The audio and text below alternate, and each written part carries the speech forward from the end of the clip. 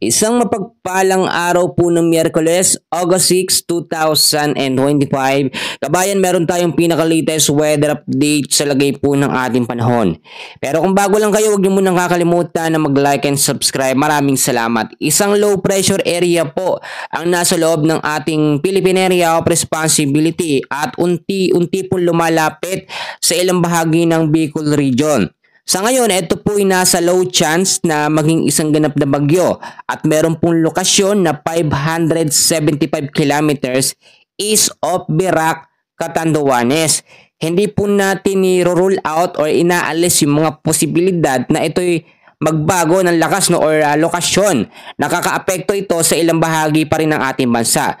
So alamin natin yung mga lugar na apektado nito nga pong LPA at meron pa rin mga apektado ng habagat.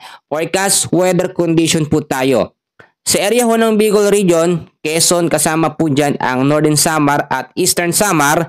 Ang lagay po ng panahon dyan, cloudy skies with scattered rains and thunderstorm dahil po sa trap ng low pressure area o yung buntot extension ng kanyang hangin.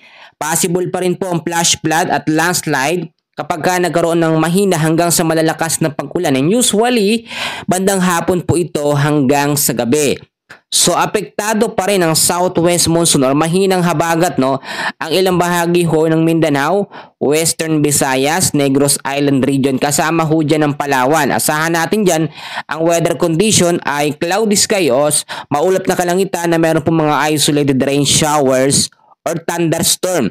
Kapag lumakas ho ang mga pag-ulan, posible pa rin po ang mga pagbabaha sa mababang lugar at landslide po sa mga landslide prone area. Samantalang ilang bahagi naman po ng Metro Manila, the rest po ng ating bansa ay patuloy din makakaranas ng cloudy skies with isolated rain showers or thunderstorm. Dahil po sa mga localized thunderstorm mga kaibigan, usually bandang hapon po yan.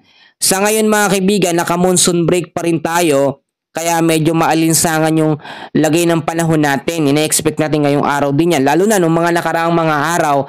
Pero dahil po sa banta ng low pressure area na nasa loob ng ating Philippine Area of Responsibility ay may chance na muling bumalik ho ang epekto ng habagat sa malaking bahagi ng kanluran ng ating bansa.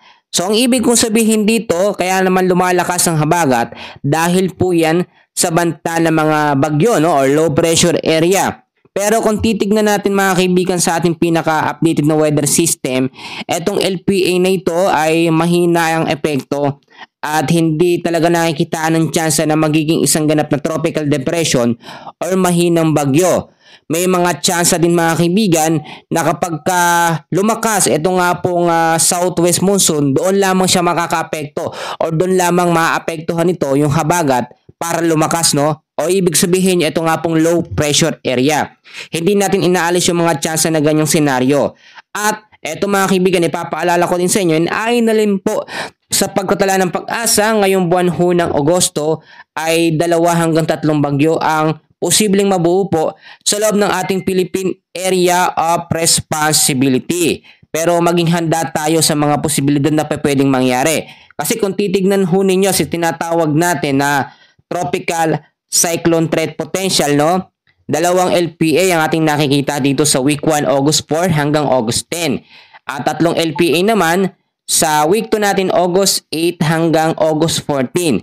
So ito lahat po ay low chance na maging isang ganap na bagyo pero hindi natin inaalis yung mga possibilities na maging bagyo yung mga ito, Kaya yung mabubuo man ay monitor natin ng 2 hanggang 3 bagyo. Puro mahihina lamang yun mga kaibigan ay nanin sa data na lumalabas sa ating tropical cyclone threat potential.